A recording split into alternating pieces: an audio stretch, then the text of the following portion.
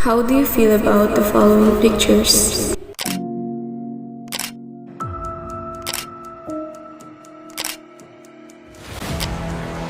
Painful. Sympathy.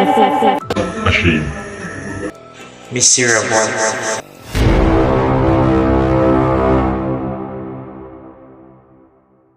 Indigenous communities, peoples, and nations are those which have a historical continuity with pre-invasion and pre-colonial societies that developed on their territories, consider themselves distinct from other sectors of the societies now prevailing in those territories or parts of them. They form at present non-dominant sectors of society and are determined to preserve, develop, and transmit to future generations their ancestral territories and their ethnic identity as the basis of their continued existence as peoples by their cultural patterns, social institutions, and legal systems. Wa pud mo ni ko ante ni suwayog pangitag trabaho nga lain nga dili panagat. Di mi dawaton do kay mga badyaw mi. Di mi dawaton do kay mga badyaw mi.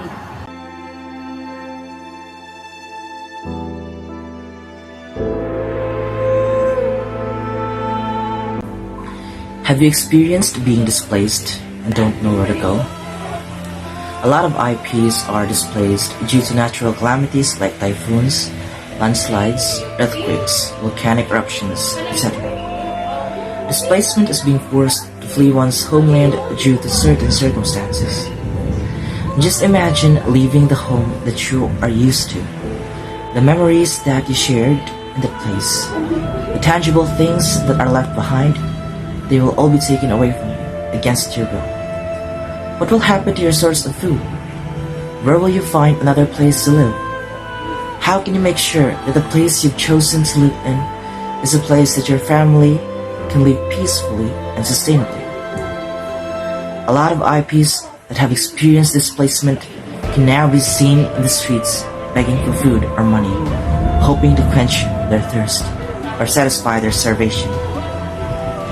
Yet a lot of us brush them off like they are just an annoyance. I myself admit that I was one of those people who chose to ignore their call for help because I was greedy, afraid to be judged, and judgmental.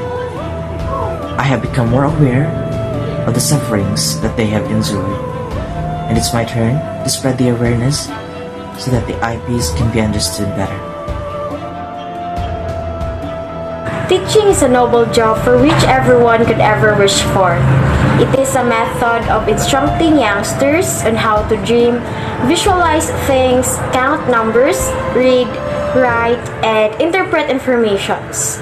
As an aspiring educator, I will use this chance to open minds, educate oneself, and unlock the doors of your hearts by emphasizing that education is important not only for us, the dominant society, but also for those who belong to the indigenous population.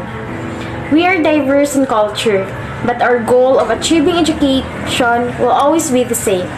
So let us have equal education opportunities for all, and as people of various races, let us promote and fill the gap in education systems and give hope to those indigenous children who are still waiting to spread their wings. As what Nelson Mandela said, education is the most powerful weapon which we can use to change the world.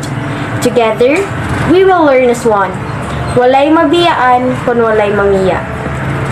Makakaon mo kamot eksakto sa kadlaw. Di naman po kay depende.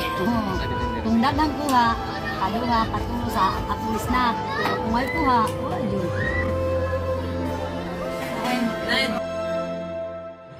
Discrimination is everywhere. Discrimination is very broad. But these IP people will mostly got discriminated because of their status, because of their skin, because of their lack of education. These people got highly prone to discrimination. As I interviewed them, I asked them that how are they going to cope up with this discrimination.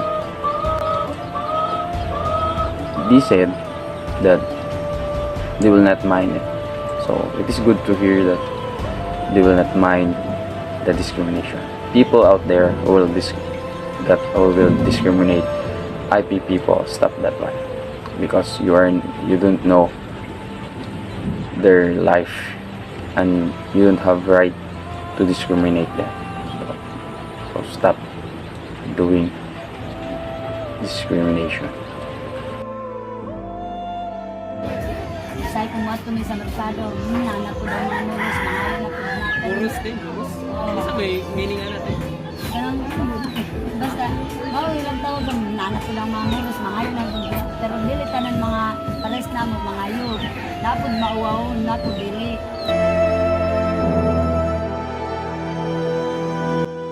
Health is wealth. That has always been true since the world was created. It not only encompasses the physical dimension, but also the mental, emotional, spiritual, and social dimensions, as well as many others. The question is, has everyone been granted equal opportunity to use their right to seek medical care? The indigenous peoples in the past have always been treated poorly and discriminated, and they could not escape the injustice when it came to healthcare. A lot of them were treated with low-quality healthcare in hospitals simply because of their identities. Some receive abusive treatments, others are less prioritized, and a lot become victims of stereotyping. While this was prevalent in the past, it is important to note that there have been significant improvements in the healthcare system, particularly in regards to IPs patients. During our interviews, the Bajaus have stated that they do go for checkups as seldom as other people, and they are also accepted in the hospitals. That is significant in itself, as it shows that the medical institutions are willing to welcome the IPs who are in need of healthcare. Of course, there is still much to improve, and hopefully we will see those improvements in the future. May the IPs or indigenous people share equal healthcare opportunities just like the rest of society. Nang litan na mo'y ganahan pangayoon sa gobyerno aron marang-arang inyong kinabuhi unsa man. Kaya, kanang, bye ba? Bye. Pareha sa kupan, katong hilabang nga bye. Aron din namin mag-iisig, subang.